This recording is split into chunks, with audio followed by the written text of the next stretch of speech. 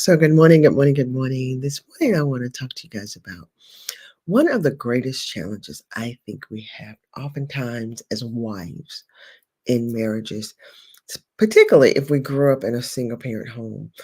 I certainly had this challenge, this notion of submitting to my husband. And today, I really think a lot of people think this is an outdated concept that you would submit to your husband. I think we're on this idea, concept of everything's supposed to be equal and we do everything together. I think people have a misunderstanding of submission. I know for years I did, and that is why I fought so hard against it. But I wasn't even fighting consciously. There was a unconscious belief that I was smarter than Andre, that I knew how to do things better. Simply because I grew up in the house with a mom and I watched my mom do everything. So then after, leaving home, going to university, having my own place, I knew how to pay my bills. I knew how to, somewhat manage my household, or so I thought. So then when Andre came into my life and we got married, um, I didn't need to depend on him for those things because I knew how to do it. However, what I did realize when I committed my life to Christ, because I got married to Andre and God in the same year, and after constantly being in toil, constantly fighting internal, like stressing about why won't Andre do things a certain way? Like, why won't he just listen to me? Why won't he just do it the way I'm telling him to do it? And our life and our marriage will be better. And I remember the day God said to me, your life, your marriage is out of order. And I was like, what do you mean my marriage is out of order? Well, he was sharing with me that I was the head of my house, and that was a problem. See, what I grew up watching, and no offense to my aunties or my mom, but what I grew up watching, and even my grandmother, was women who mothered their husbands instead of um, treated their husbands as these men who could run a household. I grew up listening to um, women. Now, listen, guys, my my family dynamic is my grandmother had 12 children, 10 girls and 2 boys. And so when I say I grew up listening to my aunties and my mother, like our family is a family of women, dominant, smart, brilliant women. But and I don't mean this to be disrespectful, but they did not model marriage the way later I learned that I desired marriage. And so I saw a lot of mothering, where they spoke to their husbands much like mothers and women speak to their sons. A lot of giving orders, a lot of um, telling or saying what he doesn't know, what he can't do, how they had to, manage everything because he doesn't know what he's doing, kind of thing. And when I got to enter into marriage and kind of enter with that thought and concept, I just found out it wasn't working. It was a mess. It was like I was stressed out about it, and then I could see that it was like shrinking Andre. It was making him less than who I believe him to be and who God wanted him to be. And so when God began to speak to me on this area of submission, the thing God said to me that really changed my heart is he said, you don't have a problem submitting to Andre. Your problem is you aren't submitted to me. And I was like, whoa. So the first thing about being a submitted wife is it's not about you submitting to your husband. It's about you submitting to the will of God. It's about you submitting to what God has called us to do or be. And I get that for a lot of us that can be scary.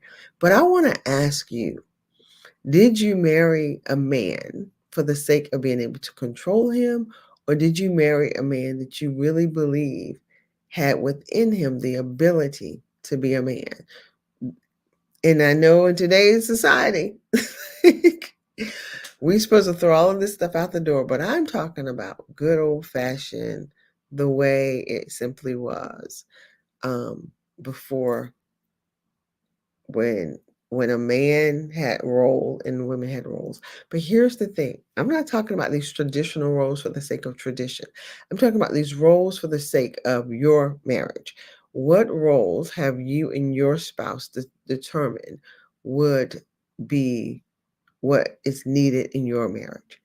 So if your marriage is one where the role is the wife runs the household, if that works for your marriage, that's fine. What I'm simply saying is, from the energy of me wanting to be the boss, because not because I necessarily was better at a thing than Andre, but because I believed I was better, because I thought less of him and his abilities than I thought of myself. That energy does not produce a loving, healthy, um, productive environment. And so that was the part of me that God was calling into submission. It does not mean that I live in a household where everything my husband say goes, and I don't have a say about anything, and I don't participate in our finances or participate in our life or participate in what goes on. That is not what I'm saying. What I'm saying is, when I moved and served from the energy that I'm smarter than you, I know better than you, and I handle our kids better than you, I know what to do with our finances more than you do, and you are messing it up. When I moved from that energy, our life, our marriage was constant in battle. When we learn that we're both learning in this thing.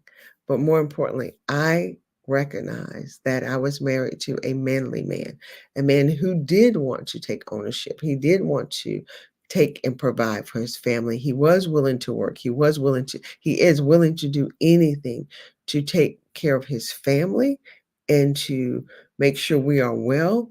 When I recognized that was who I was married to. I was not married to a boy. I was not married a boy. This is how to find a boy in a relationship. Children and boys need someone to take care of them. Men often want to take care of a situation. If I am in a marriage or if I'm in a relationship where I have to take care of you, then you are moving and acting as a child in my life. And in certain times, it's okay to have a child, right? When my children were children, it's okay to have children. But as they become adults, I have to move out of the way so that they can move into their adulthood of ownership and responsibility, and um, making their own choices and decisions. So therefore, if I recognize that as a mother to her children, certainly, I have to have enough wisdom as a wife to recognize I cannot move in my husband's life like he's a child, nor do I want to. I did not marry my husband to have a man child. I married my husband to have a man. And so many of us do not know how to operate at a level where we allow our husbands to be men in our marriage, men in our relationship, and men in our family. We are so busy being the boss, telling them what to do, how to do it, speaking our disappointment to other people, sharing, like using our words to downplay who they are, to demise their very character, their being, and not realizing doing that we are destroying the relationship. And so when God convicted me of that, and he says, your house is out of order, and I need you to submit to me first. Like God was telling me, he needed me to submit to him so that then I can learn to submit to Andre. That's when things begin to get better for us in our marriage. Better in that there was more peace and more connection and more love. Listen, again, submission is not about me giving up my whole rights and Andre ruling everything. Was just simply about us being in an agreement that there was a mutual relationship, respect for one another and what we can do and bring into the household. Where I did not see him as less than, but I recognized that he moved from the power, the energy of the same God that I serve, that he himself could have had leadership skills and can manage this family. And because of that, I think that's why we're not only together this long, but we still like each other. We still enjoy each other. So I'm asking you, do you think it's important to be submitted as a wife? Do you struggle with this concept of being submitted to your husband? Um, and have you chosen or are you in relationship with someone that you respect enough that you could say, I know that you mean well for me. I know that you will do all you can to take care of our family. So therefore, I'm going to take my hands off of things and let you drive. So whatever decision you make, I'm with you. Can you do that? Because I remember when I was going through that process, and because I had to make all the decisions. Andre would decide something, and overnight I would wake up and manipulate the situation. Like, "Well, I was thinking maybe we should do it this way," and change everything that he had already set into place. And then it would all start falling apart. And then I was mad with him, and then I got to apologize. I'm sorry, we should have did it your way. Just creating havoc and a mess all the time. And so when God started dealing with me, I said to my husband, whatever you decide, we'll do. If you decide we're gonna live in the car, we're living in the car. If you decide we're gonna buy a house, we'll buy a house. If you decide we're gonna move to this location from that location, we're gonna do it. I'm with you. And he was just like, what? But what do you think? It doesn't matter right now because I had to learn to keep my mouth closed. Whatever you decide, I want you to know you have my blessings and we'll do it. And so that began to give him back the courage and the honor and respect that he had always deserved, but I didn't know how to give. So that then he could trust himself and then I could trust him. But when I first started the process, I wasn't trusting Andre. I was trusting God. I knew that if I was doing what God asked me to do, if I was being obedient to him, then God would protect me. His word says that. If I obey you, you will protect me. And I leaned on that scripture during that time. And because of my obedience in every situation, even when it didn't look right, and I was over there like biting on my nails, I'm like, okay, God, He would constantly open new doors and provide new ways through Andre for situations to work out and work out better. So I'm just simply asking. And again, submission doesn't mean completely tapping out of your marriage. It doesn't mean you don't know what's going on. It doesn't mean that you're not communicating with your spouse.